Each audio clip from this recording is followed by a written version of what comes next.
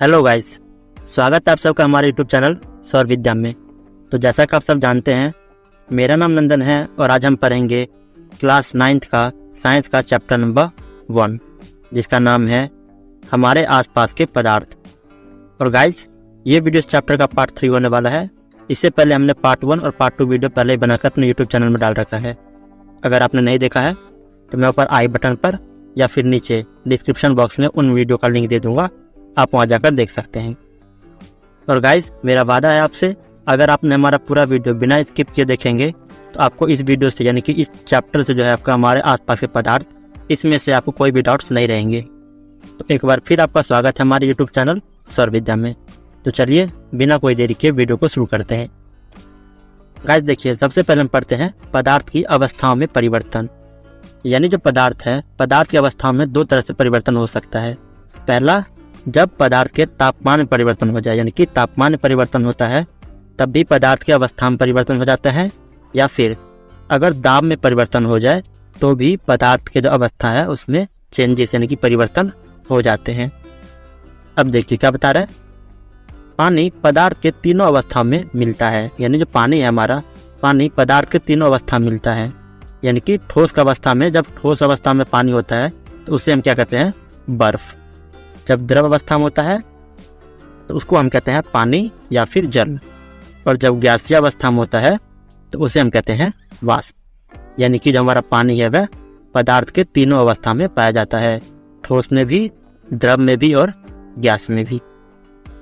आगे देखिए क्या कह रहे हैं, गर्म करने पर बर्फ पानी में परिवर्तित हो जाता है और पानी वाष्प में परिवर्तित हो जाता है। यानी कि जब हम बर्फ को गर्म करेंगे तो बर्फ क्या होगा, पिघलकर पानी में परिवर्तित हो जाएगा।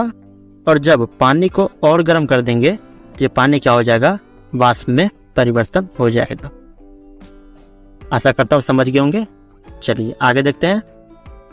देखिए आगे क्या कह रहा है, पदार्थ की भौतिक अवस्था को दो तरीके से परिवर्तित किया जा सकता है।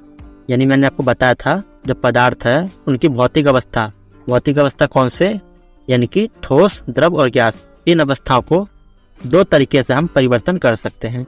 और उनमें से पहला क्या था, ताप में परिवर्तन, यानी कि टेम्परेचर में चेंजेस हो जाए तो भी पदार्थ का जो भौतिक अवस्था है उसमें परिवर्तन हो जाता है। और दूसरा, जब दाब में परिवर्तन हो जाए, यानी कि दाब में परिवर्तन होता है तो भी पदार्थ की जो भौतिक अवस्था है उसमें परिवर्तन हो जाता है। तो सबसे पहले हम देखते हैं ताप में परिवर्तन। यानी कि देखिए क्या कह रहा है, यहाँ हमने एक बर्तन लिया जिसका क्या नाम है, गोल पेंदी का फ्लास्क। और इसमें क्या किया है, एक बर्फ का गोला, यानी कि हम समझ लीजिए बर्फ डाल रखे हैं और ऊपर से थर्मामीटर लगा दिया। फिर क्या होगा, जब हम नीचे यानी कि जब आग लगाएंगे इसके नीचे तो क्या होगा, ये आग जलना स्टार्ट होगा। और जैसे ही जलेगा तो ये जो बर्फ है हमारा, ये बर्फ पानी के फॉर्म में आना शुरू कर देगा। और किस टेम्परेचर पाएगा, यानी कि देखिए जो बर्फ का टेम्परेचर होता है, यानी बर्फ का जो तापमान होता है वह माइनस में होता है, यानी कि माइनस लगभग 3-4 डिग्री कह सकते हैं, इतने पर होता है। अर्थात जब ये जो हमारा बर्फ है ये गर्मी की वजह से धीरे धीरे, यानी कि -3 से -2 से फिर -1, ऐसे धीरे धीरे जब 0 डिग्री पाएगा तब जाके जो बर्फ है हमारा वह पिघलना शुरू होगा। और जैसे ही पिघलना शुरू होगा तो ये द्रव अवस्था में आने लगेगा। यानी कि जब ये द्रव अवस्था में आ जाएगा, अर्थात द्रव अवस्था का टेम्परेचर कितना होता है, यानी कि द्रव अवस्था का तापमान कितना होता है, वो होता है लगभग 25 डिग्री सेल्सियस। यानी कि जब 25 डिग्री सेल्सियस टेम्परेचर हो जाएगा इस बर्फ का, तब ये पानी के फॉर्म में आ जाएगा। फिर जब इनको हम और गर्म करते रहेंगे, यानी कि लगातार इसको और गर्मी देते रहेंगे, तब क्या होगा, जो हमारा पानी था वह वाष्प के फॉर्म में, यानी कि वाष्प के फॉर्म में बाहर निकलना शुरू हो जाएगा। और जब ये वाष्प के फॉर्म में निकलेगा तब टेम्परेचर कितना होगा, उस टाइम टेम्परेचर होगा हमारा 100 डिग्री सेल्सियस। गाइस, इनके बारे में आगे और डिटेल में पढ़ेंगे, तो आशा करता हूँ आप इस क्रियाकलाप को अच्छे से समझ गए होंगे। चलिए आगे देखते हैं। देखिए आगे हमारा गलनांक, यानी कि जिस तापमान पर कोई ठोस पिघलकर द्रव बनता है वह इसका गलनांक कहलाता है। यानी कि गलनांक क्या होता है, गलनांक वह तापमान होता है, वह टेम्परेचर होता है जिस पर कोई ठोस वस्तु पिघलकर द्रव में परिवर्तित हो जाता है। और बर्फ जो है हमारा, बर्फ का गलनांक कितना होता है, वह होता है 273.16 यानी कि 16 K यानी कि केल्विन। और इसको हम सुविधा के लिए कितना लिखते हैं, या तो 0 डिग्री सेल्सियस या फिर 273 केल्विन। ये मैंने आपको पीछे ही बताया था, जो हमारा बर्फ है वह किस टेम्परेचर पिघलना शुरू होता है, वह होता है 0 डिग्री सेल्सियस पे। और क्वथनांक वह तापमान जिस पर द्रव उबलने लगता है उसे हम क्वथनांक कहते हैं। क्वथनांक समष्टि गुण है, जल का क्वथनांक 273 केल्विन होता है।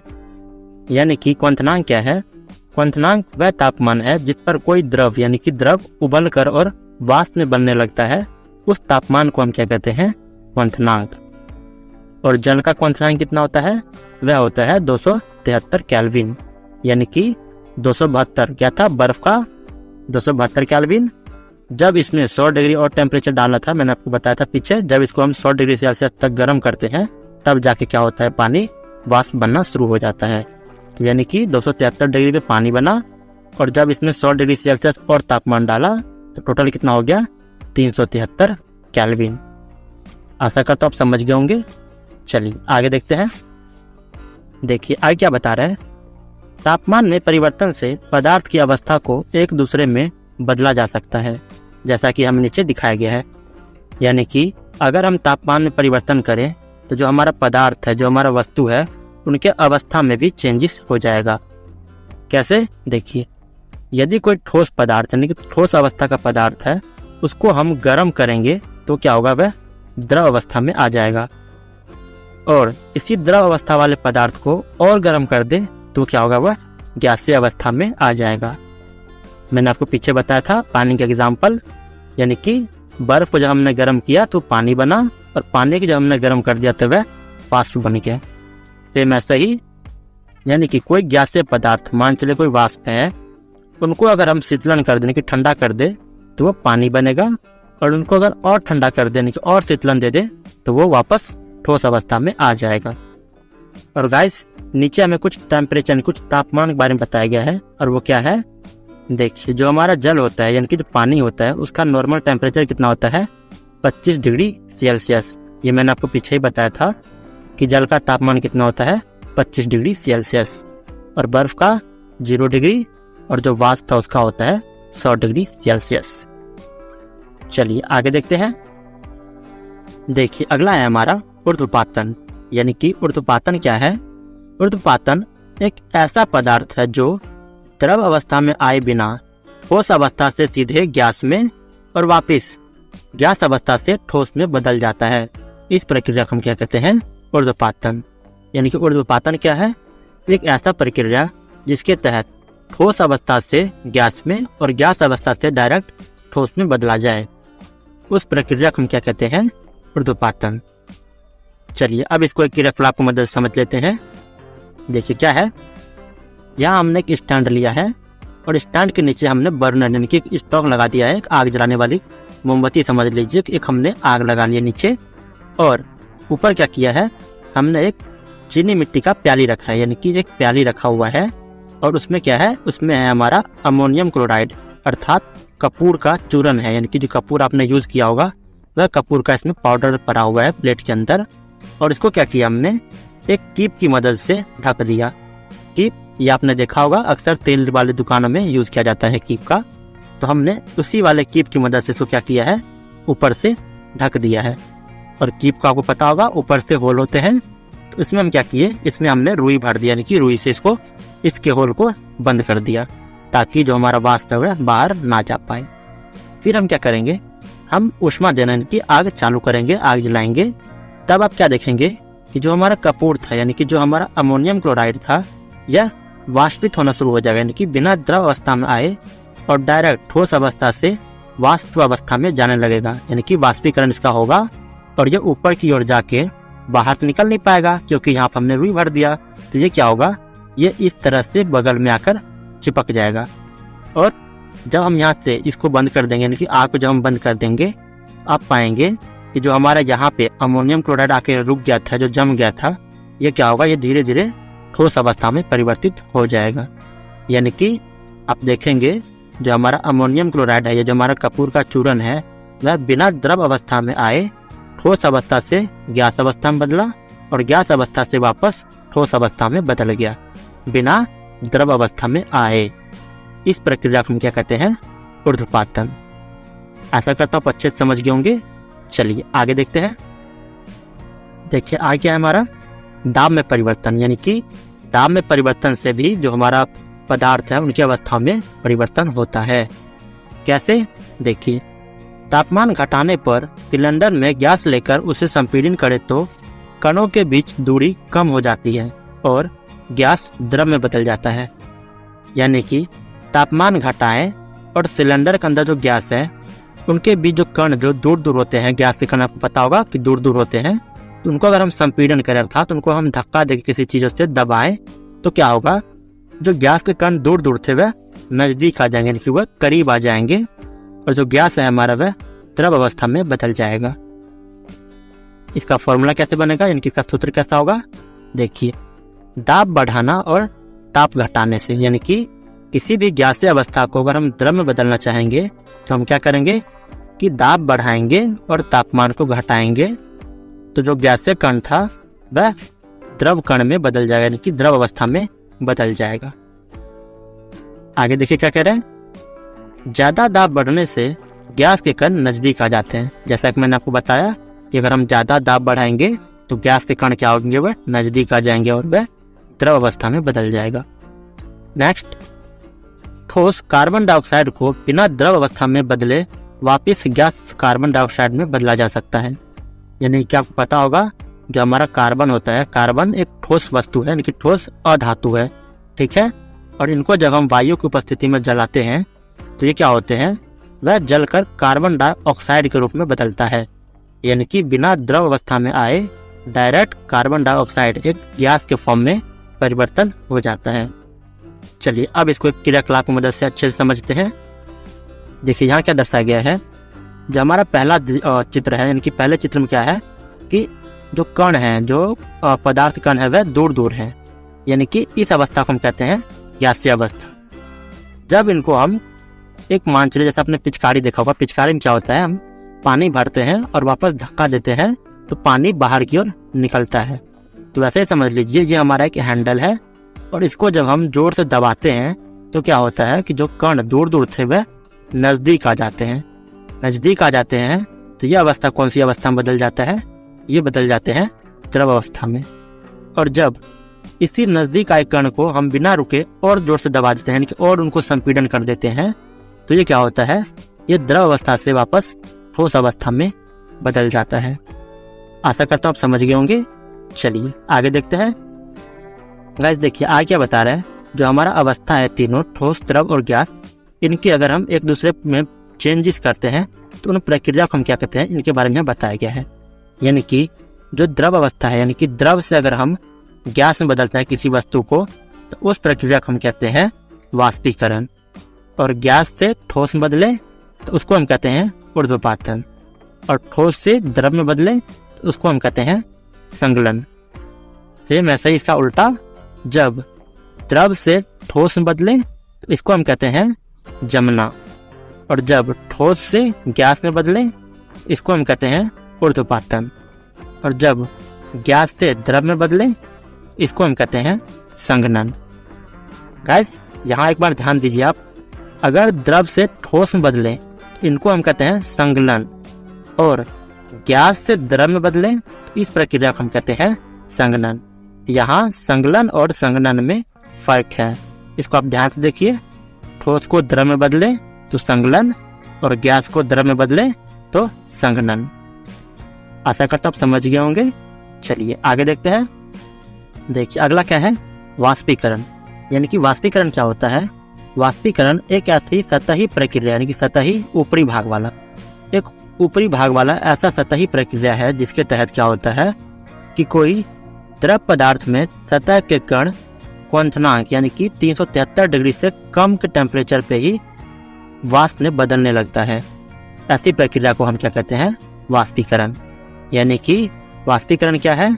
वाष्पीकरण एक ऐसा सतही प्रक्रिया है जो क्वथनांक यानी कि 373 डिग्री गर्म होने से पहले ही कोई द्रव पदार्थ क्या हो, वाष्प होकर और वायुमंडल में जाने लगे, उस प्रक्रिया को हम क्या कहते हैं? वाष्पीकरण। चलिए अब इसको क्रियाकलाप की मदद से और अच्छे से समझते हैं। देखिए क्या दिया गया है, यहाँ हम 2 गिलास रख रखे हैं, और हालांकि ये 2 नहीं है गाइस, एक ही गिलास है। अर्थात यहाँ हमने एक गिलास रखा जिसमें पानी है, ठीक है। सुबह में हमने एक गिलास रखा पानी, और पानी जहाँ तक है वहाँ पे एक निशान लगा लीजिए, यानी कि इस जगह तक पानी है। फिर ये जो पानी है इसको आप बाहर कहीं धूप में रख दीजिए, एक गिलास में पानी। और आप सुबह में ये गिलास रखा और शाम को जाएंगे जब इसी गिलास को देखने के लिए, तो आप पाएंगे कि जो हमारा गिलास का पानी था वह उसका स्तर कम हो गया, यानी कि आप देखेंगे कि इसका स्तर नीचे की ओर आ गया है। ऐसा क्यों होता है? जबकि हमने इस पानी को गर्म भी नहीं किया, और ये अपने क्वथनांक जो उनका टेम्परेचर होता है कितना, 373 डिग्री, उतने लेवल तक गर्म होने से पहले ही ये क्या हुआ, वाष्पित हो गया है। ऐसा क्यों होता है? ऐसा इसलिए होता है क्योंकि जो आसपास का वातावरण है उनके तापमान में परिवर्तन हुआ, और तापमान में परिवर्तन होने से क्या होता है कि हमारा वाष्पीकरण होता है। यानी कि जो हमारा पानी कम हुआ शाम टाइम पे, जो पानी का लेवल था, स्तर था, वह कम क्यों हुआ? क्योंकि तापमान में परिवर्तन हुआ है। और जो पानी सुबह में आधी गिलास था वह कम होकर बिल्कुल लास्ट तक पहुंच गया है। तो ये पानी कहाँ गया? ये पानी वाष्पीकरण के कारण वायुमंडल में चला गया। तो आशा करता हूं आप समझ गए होंगे। चलिए आगे देखते हैं गाइस। अब हम देखते हैं प्रभावित करने वाले कारक, यानी कि वाष्पीकरण को प्रभावित करने वाले कौन कौन से कारक होता है। पहला कारक होता है हमारा सतही क्षेत्रफल, यानी कि जितना बड़ा क्षेत्रफल होगा उतना ज्यादा वाष्पीकरण होगा। हमने गिलास में पानी रखा गिलास में, तो वाष्पीकरण धीमी हुई। वहीं अगर हम किसी प्याली में रखते पानी तो वाष्पीकरण काफी तेजी से होता। क्यों? क्योंकि क्षेत्रफल बढ़ जाने से वाष्पीकरण तेजी से होगा। तो वही देखिए यहाँ क्या कह रहा है, सतही क्षेत्रफल बढ़ने से वाष्पीकरण की दर बढ़ जाती है। ये मैंने आपको बताया अभी अभी कि जब हम क्षेत्रफल बढ़ा देंगे, सतह के क्षेत्रफल बढ़ा देंगे, तो वाष्पीकरण है वह भी बढ़ जाएगा। नेक्स्ट, तापमान में वृद्धि, यानी कि तापमान बढ़ने से भी जो हमारा वाष्पीकरण है उनके दर में वृद्धि हो जाती है, क्योंकि पदार्थ के कण की गतिज ऊर्जा बढ़ जाता है। देखिए जब तापमान बढ़ाएंगे, तो मैंने आपको पीछे ही बताया था कि जब तापमान बढ़ाते हैं कणों के बीच जो गतिज ऊर्जा है वह बढ़ जाती है, और गतिज ऊर्जा के बढ़ने के कारण वाष्पीकरण का दर बढ़ जाएगा। आगे क्या है? आर्द्रता, यानी कि अगर हवा में आर्द्रता यानी कि नमी है तो वाष्पीकरण की दर क्या होगा? घट जाएगा। अर्थात अगर हवा धीरे धीरे बहेगा नॉर्मल स्पीड से, तो जो हमारा वाष्पीकरण है वह कम हो जाएगा। वहीं अगर आर्द्रता बढ़ जाए तो वाष्पीकरण की दर भी बढ़ जाएगी। आशा करता हूं आप समझ गए होंगे। चलिए आगे देखते हैं। देखिए आगे क्या है हमारा, ज्यादा आर्द्रता तो कम वाष्पीकरण, यानी कि आर्द्रता और वाष्पीकरण के बीच अपोजिट रिलेशन यानी कि संबंध है। देखिए क्या बता रहा है, वायु की गति, यानी कि जो वायु का गति है वह अगर धीमी हो जाएगा तो वाष्पीकरण भी धीमा होगा। वहीं अगर वायु गति बढ़ जाता है तो वाष्पीकरण के दर भी बढ़ जाएंगे। देखिए क्या कह रहा है, अगर वायु की गति बढ़ जाती है तो वाष्पीकरण की दर बढ़ जाएगी। मैंने आपको बताया कि वायु गति बढ़ेगा तो वाष्पीकरण भी बढ़ेगा। नेक्स्ट, वाष्पीकरण से शीतलन की प्रक्रिया, यानी जो वाष्पीकरण होता है, वाष्पीकरण से हमें ठंडक महसूस होती है, अर्थात वाष्पीकरण से हमें शीतलन महसूस होती है। कैसे? देखिए, लुप्त हुई ऊर्जा को पुनः प्राप्त करने के लिए द्रव के कण अपने आसपास के वातावरण से ऊर्जा अवशोषित कर लेते हैं, और इस अवशोषण के कारण वातावरण शीतलन हो जाता है। यानी कि वाष्पीकरण कैसे होता है? जब द्रव के कण अपने ऊर्जा को खोकर और गर्माहट यानी कि ऊष्मा को एब्जॉर्ब कर लेता है, अवशोषित कर लेता है, तब जाकर वहां पे वाष्पीकरण होता है। ठीक वैसे ही जब वाष्पीकरण होता है तो क्या होता है कि जो वातावरण है उसमें ठंडक यानी कि शीतलन हो जाता है, क्योंकि गर्माहट लेकर जो हमारा कण थे वे वायुमंडल में चला गया वाष्पीकृत होके, और जो हमारा वातावरण होगा उसे ठंडा कर देगा। तो आशा करता हूं आप समझ गए होंगे। चलिए अब इसी को हम उदाहरण की मदद से और अच्छे से समझते हैं। गाइस देखिए, अब जो हम पढ़ने जा रहे हैं ये उदाहरण आपके एग्जाम के पॉइंट ऑफ व्यू से काफी ज्यादा इंपॉर्टेंट है। तो आप इन दोनों उदाहरण को एक बार ध्यान से अच्छे से देखिए ताकि आपको समझ आए और आप क्वेश्चन में किसी भी टाइप का कोई मिस्टेक ना करें। तो देखिए पहला क्या कह रहा है, हाथ पर एसीटोन डालते हैं तो एसीटोन हमारे हाथ से ऊष्मा लेकर वाष्प में बदल जाता है, और हमें हाथ पर शीतलन महसूस होती है। यानी कि जब हम हाथों पर एसीटोन आपको पता होगा, यानी कि एसीटोन हम कहते हैं नेल पॉलिश को। अर्थात जब आप अपने हाथों पर नेल पॉलिश डालेंगे, हाथ की हथेली पे नेल पॉलिश पे, यानी कि नेल पे नहीं लगाना है, हाथ की हथेली पे, यानी कि आपको नेल पे नाखून पे नहीं लगाना है, बल्कि हाथ की हथेली पे नेल पॉलिश को हल्का सा गिराना है। तो आप क्या महसूस करेंगे कि जो नेल पॉलिश यानी कि जो एसीटोन है वह क्या करेगा, वह आपके हाथों से ऊष्मा एब्जॉर्ब करेगा, यानी कि अवशोषित करेगा और खुद को वायुमंडल में वाष्पीकृत कर लेगा, यानी कि खुद गर्म होकर और वाष्पित हो जाएगा, यानी कि वायुमंडल में चला जाएगा। और जैसे ही वह वाष्पित होगा, आपको अपने हथेली पर ठंडक महसूस होगी। यानी कि वाष्पीकरण का रूल क्या था कि जैसे ही वाष्पीकृत होता है तो वातावरण, जो आसपास का वातावरण, उनको ठंडक कर देता है। ठीक वैसे ही जैसे ही आपके हाथों पर जो एसीटोन का बूंद है वह वाष्पीकृत होंगे तो आपको हाथों में ठंडक महसूस होगी। नेक्स्ट, गर्मी में हमें सूती कपड़े पहनने चाहिए। गाइस, ये पॉइंट्स आपके लिए काफ़ी ज़्यादा इंपॉर्टेंट है कि कई बार एग्जाम में ये पूछ लिया जाता है कि गर्मी में हमें सूती कपड़ा ही क्यों पहनना चाहिए, यानी सूती कपड़े के विशेषता, इनकी खासियत के बारे में पूछेंगे। तो आप इस पॉइंट को ध्यान से सुने। देखिए क्या कह रहा है, गर्मी में हमें सूती कपड़े पहनने चाहिए। क्यों? क्योंकि गर्मी में पसीना अधिक आता है। आपको पता होगा गर्मी में पसीना क्या होता है, अधिक आता है। और सूती कपड़े पानी का अच्छा अवशोषक है, यानी कि जो सूती कपड़ा है वह पानी का बहुत अच्छा अवशोषक है, जिसके कारण वह पसीना अवशोषित करके वायुमंडल में आसानी से वाष्पीकृत कर देता है। यानी सूती कपड़ा क्या करता है, हमारे शरीर से पसीना एब्जॉर्ब कर लेता है, अवशोषित कर लेता है और उसे वायुमंडल में छोड़ देता है। और वाष्पीकरण का फॉर्मूला क्या था, यानी कि वाष्पीकरण का सूत्र क्या था कि जैसे ही वाष्पीकृत होगा तो वहां पे वातावरण जो उनको ठंडा कर देगा। यानी कि वाष्पीकरण से शीतलन होता है। ये मैंने आपको पीछे बताया था कि वाष्पीकरण से शीतलन अर्थात ठंडक होती है। अतः गर्मी में सूती कपड़े से आराम मिलेगा। यानी कि जैसे ही हम सूती कपड़ा पहनेंगे तो हमें क्या होगा, हमारे शरीर से गर्मी टाइम पे आपको पता होगा गर्मी लगता है, पसीना निकलता है शरीर से। तो सूती कपड़ा क्या करेगा, हमारे पसीनों को एब्जॉर्ब कर लेगा, यानी कि अवशोषित कर लेगा और उसे बहुत आसानी से वायुमंडल में छोड़ देगा, जिसके कारण हमें शरीर में, यानी कि हमारे शरीर को ठंडक महसूस होगी। इसीलिए हमारे लिए गर्मियों में सूती कपड़ा पहनना अति आवश्यक हो जाता है। हमें सूती कपड़ा पहनना चाहिए। तो इसी के साथ साथ आपका पूरा चैप्टर कंप्लीट होता है। चलिए अब इस वीडियो कुछ क्वेश्चन आंसर देख लेते हैं। देखिए पहला क्वेश्चन क्या कह रहा है, सतही क्षेत्रफल बढ़ने से वाष्पीकरण की दर बढ़ जाती है। ये बात सही है या गलत, आपको बताना होगा कि सतही क्षेत्रफल, यानी कि सतह की क्षेत्रफल बढ़ाएंगे तो वाष्पीकरण की दर बढ़ेगी या घटेगी।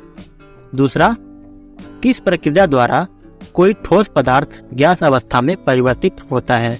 ये मैंने आपको पीछे बताया था कि किस प्रक्रिया द्वारा, यानी कि जो ठोस पदार्थ है वह गैस अवस्था में बदल जाएगा।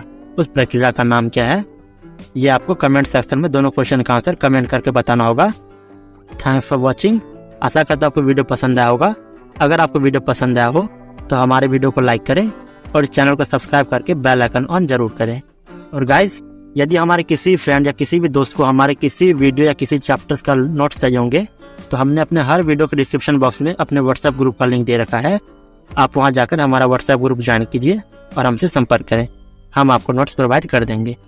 तो मिलते हैं किसी और न्यू वीडियो में, तब तक के लिए नमस्कार।